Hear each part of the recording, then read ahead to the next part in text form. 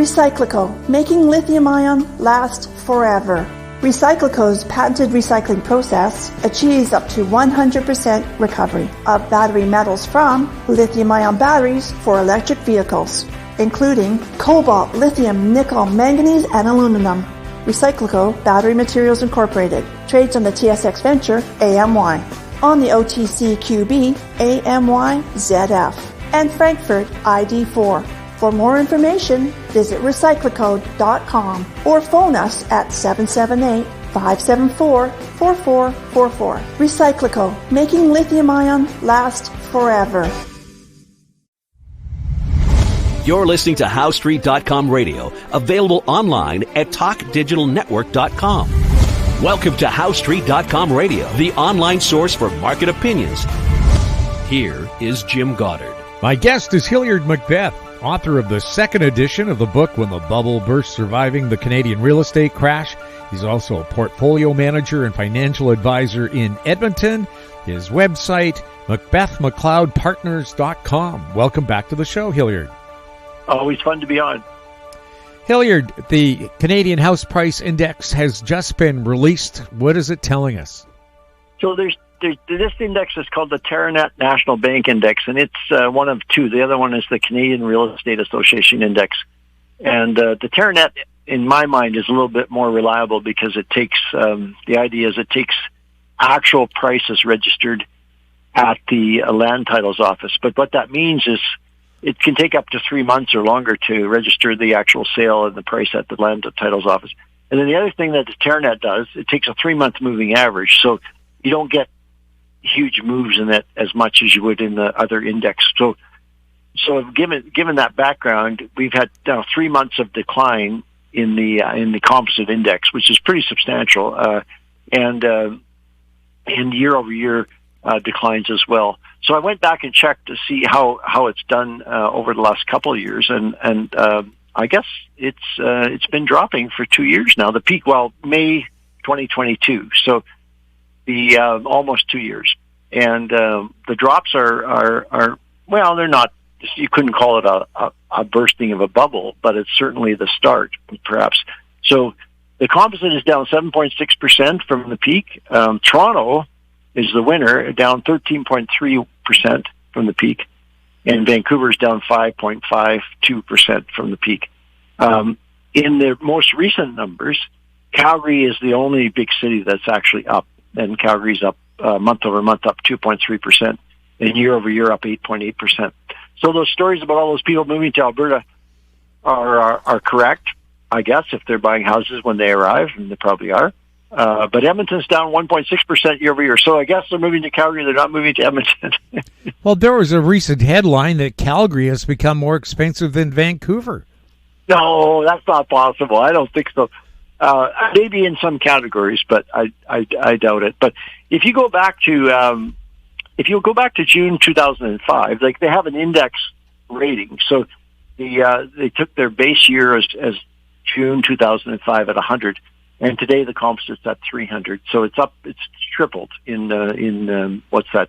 Almost next year it'll be 20 years. So that's actually not 7% annual. 7% annual would have quadrupled, so it's a little bit less. It's probably I'm guessing maybe 5.5, 6% annual increase, which is pretty substantial.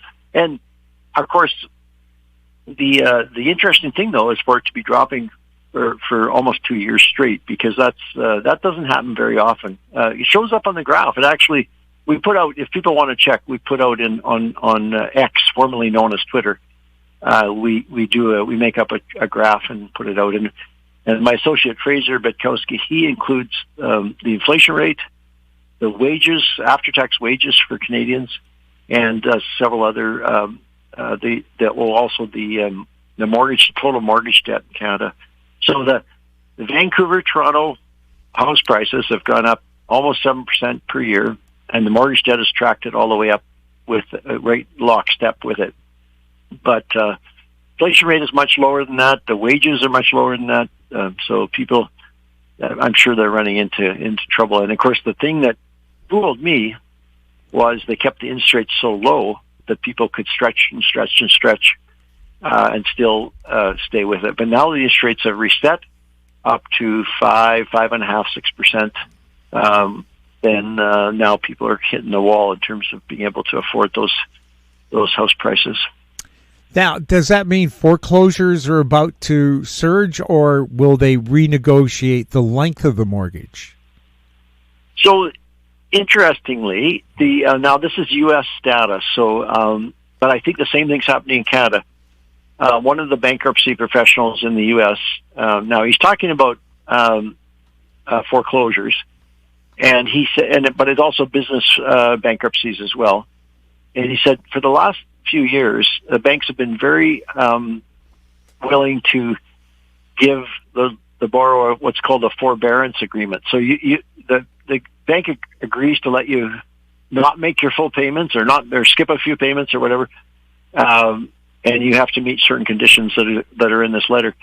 So he said since January 1st, there's been a real change, and he said the banks are no longer patient they're not giving out the forbearance, and so that's when you start to get foreclosures. The bank basically seizes the property and sells it because they figure, well, we can't really make any more money on this. If prices are declining, we might as well just cut our losses. And when the bank forecloses, they always lose money because if there was any capital left in that property, the owner would have sold it and paid the bank off, right? So it's always in a losing position by the time you get to foreclosure. And what's interesting about the numbers we started out with, a lot of the foreclosure sales are not included. Some of them are. If they're listed on the MLS, then they're included, but sometimes they're not included if they're done through from the bank directly to a buyer. So obviously, it's possible that things are a little bit worse than they look like in the headline numbers because some of these foreclosure sales are not 13% lower; they're like 25, 30% lower. If our foreclosure sales, does that mean we could see house prices drop further because they just want to get rid of that property? Yeah, and that's what happens. The homeowner has what's called an anchor price in his mind or her mind, and they're reluctant to drop the price below it. And they actually, they just basically will hang on, even if they can't make the mortgage payments. They'll hang on. But when the bank gets involved, or the lender, so there's a lot of shadow bank lenders now that are not banks. They're much more ruthless. They don't have an emotional attachment to a particular property or a particular price. So they just go ahead and they direct the seller to just sell it for whatever you can get for it. Just get it done. So that's when prices take bigger drops. And we're sort of been in the last 2 years, have been in this phase where people, well, first of all, they were hoping to hang on to their property. They were hoping interest rates would drop. But now after, a couple of years since COVID, I guess, or actually it's getting up to 4 years now since COVID, and interest rates have gone back up. The lenders are stepping in, and they just basically tell the homeowner that they're not going to wait any longer. They've lost patience, and it's time to sell, and they force the sale. The shadow banks, they're even more ruthless because they don't have the ability like a bank does to sort of carry it for a while. They have to sell. So that's the stage we're starting, and that's where you get the bigger drops in the price. The 13 to 7 to 8, 10% drops are not significant compared to what happens when you get into foreclosure times when you get into 20, 30, 40% drops at that point. So with home prices dropping in most of the country, how long after the prices start going down do we see a big collapse in real estate? Well, that capitulation thing that you're talking about, or the waterfall, it's been so long since that happened, and housing is such a sensitive product politically that sometimes it doesn't actually happen in housing. It's more like a slow drip kind of thing, and you get that in the stock market. You get in other things where people just give up and throw in the towel. But the only real comparable we have is 2006 to 2012 in the U.S. 2006 is when house prices peaked in the U.S., and they went down 38% by the bottom, which was reached in 2012. So 38% decline. And, of course, in some areas it was much bigger than that, but that was the average, and it took 6 years. So it looks like we're 2 years into this. It looks like the peak was in 2022. So 6 years would take us out to 2028, I guess. Now, we have a lot of governments across Canada, including the federal government, putting special taxes on foreign buyers. But have foreign buyers really been much of a factor in Canadian real estate since, say, 2017? You know, there was a story, there was a report in Vancouver, the German report came out and talked about money coming into the Vancouver housing market, and it was for real, and I think it was substantial. I think the numbers were just mind-boggling, the billions and billions of dollars, and obviously that had a big impact on Vancouver, and the same, maybe on a lesser scale in Toronto, and even Calgary and some of the other cities, but yeah, it seems like that's maybe over now, that once prices start dropping, that there's two things. The speculators, they call it the hot money. They're looking for rising prices, and so if they see that prices have been dropping for 2 years, they're going to gradually move on to some other place. They're going to find a better place to go. On the other hand, the money launderers don't care. Like if they take a 20% loss, if they got to launder $10 million and they buy a couple of houses and they lose 20% and they only have $8 billion, they're still very happy to have $8 billion because the money now is clean and they can move on, right? So if Canada turns, and then recent reports show that Canada is one of the most lax jurisdictions for chasing money launderers, then they're willing to accept that. So the money laundering money would still keep coming in, but the hot money, the speculative money would probably has already dried up by now, I would think. We'll have more with Hilliard MacBeth right after this. Don't miss out. Stay informed. Receive the HowStreet.com weekly recap with thought-provoking podcasts, radio, and articles delivered to your inbox. Sign up for the HowStreet.com weekly recap on our homepage at HowStreet.com. Welcome back. We're speaking with Hilliard MacBeth. Hilliard, you've been crunching some numbers. Just how does the conflict in the Middle East affect the stock markets? Well, of course, there was the Russia-Ukraine war started a couple of years ago, and then there's the conflict between Israel and Hamas in Gaza, which started October 7th. And so I went back and looked at the stock market and at the oil price, being the two most, especially for the Middle East part. Russia's involved in the oil price as well. And it was pretty surprising to notice that the oil price had run up prior to the invasion of Gaza by Israel, and the attack by Hamas on Israel. And ever since, even before October 7th, the oil price had started to come down. So it got up to $90-something, and now it's down in the low to mid-70s. So obviously that is not a concern. And even when the Houthis started attacking those ships in the Red Sea, where some of the oil tankers go, and especially container ships, it didn't seem to have much impact on the oil price. And similarly with the stock market. The stock market is within 1% or 2% of, I guess 2% of its all-time high, 4,800, which was hit a couple of years ago.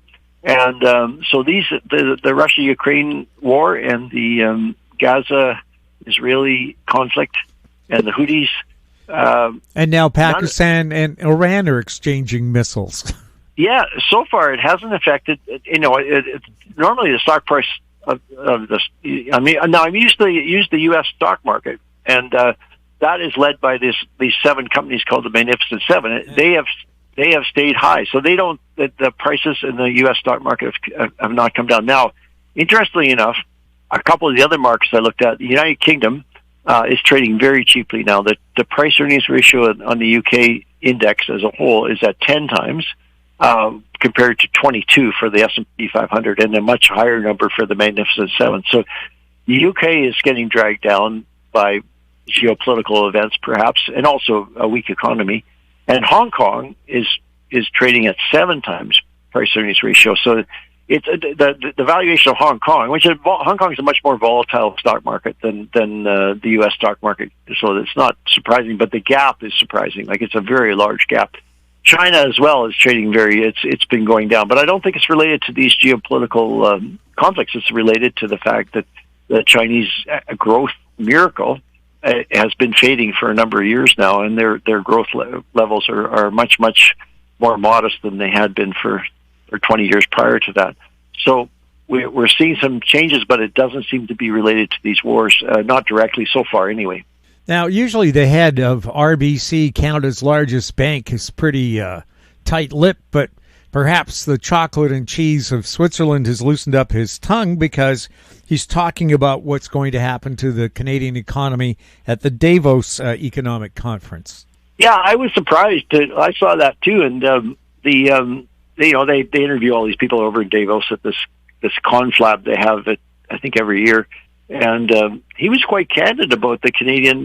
Now he was talking about the Canadian consumer and the impact of interest rates on and the fact that interest rates have gone up on mortgages from say 1.5% to 5.5%, and he was admitting at Davos that this was going to be a big problem for them, because the reason I noticed it was because in their latest results, which came out not that long ago, they were quite complacent about it. They say, well, he did say this in the interview. He said, well, so far they're handling it quite well, this increased interest rates. But I don't think that's not conclusive, because everybody tries to hang on to their house and to their car and all the stuff that they've used borrowed money to buy.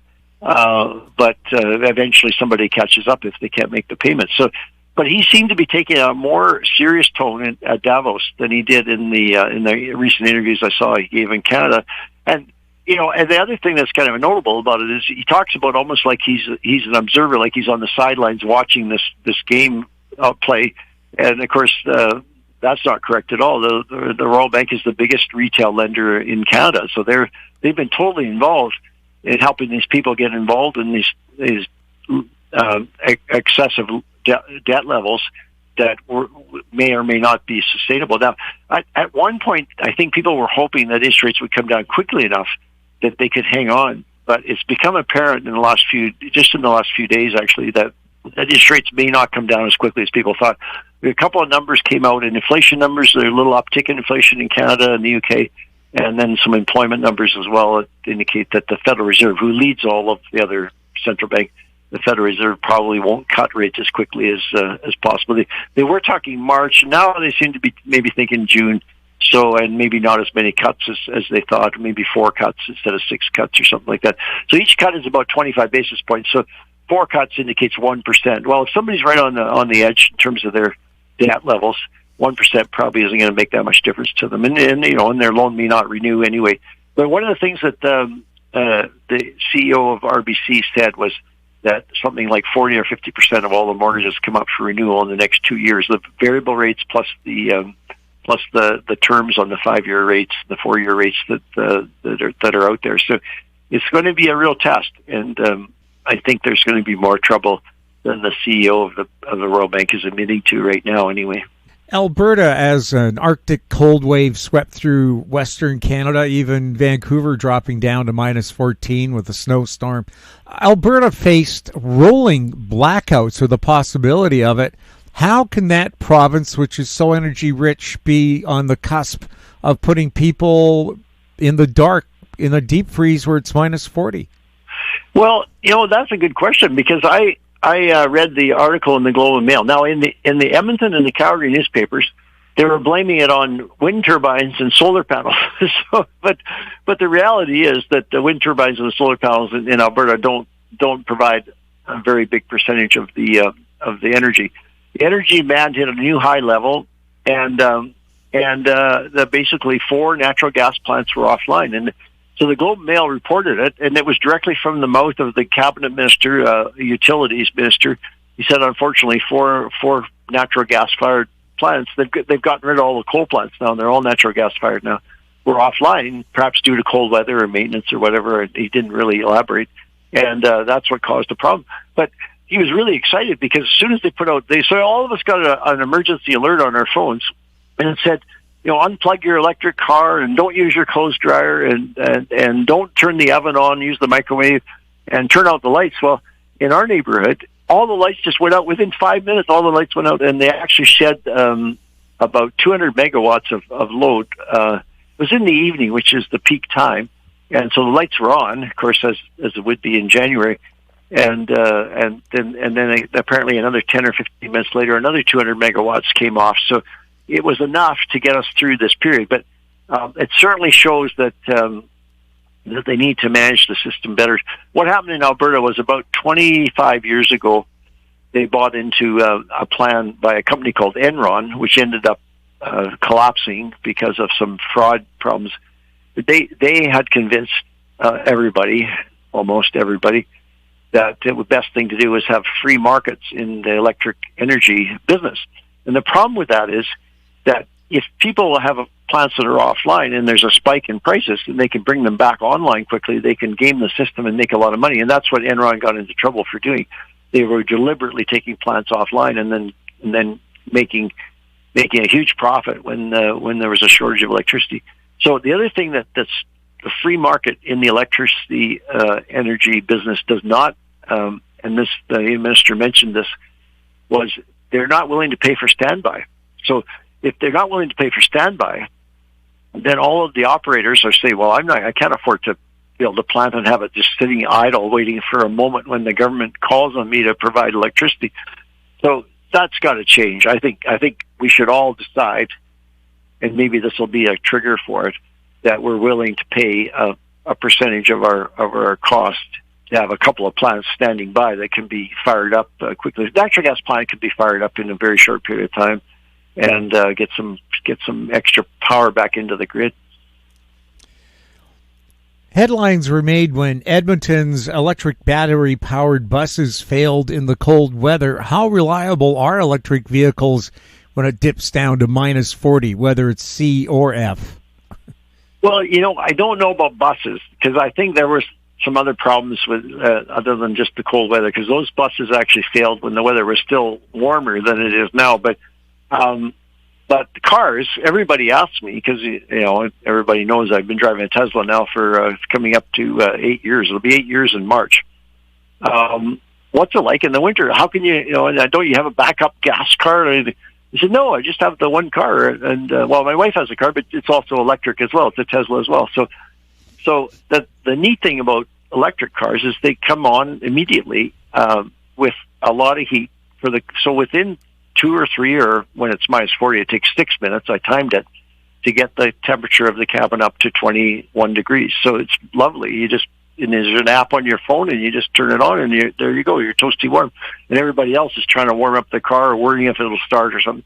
But there were a couple of reports, especially one recently in the last 24 hours, about a bunch of cars that had been frozen out at the supercharger in Chicago. But it was Fox News that aired it, so I'm not sure if it was accurate. But I've never had that experience. The only time I got into trouble, if the battery goes right down to zero.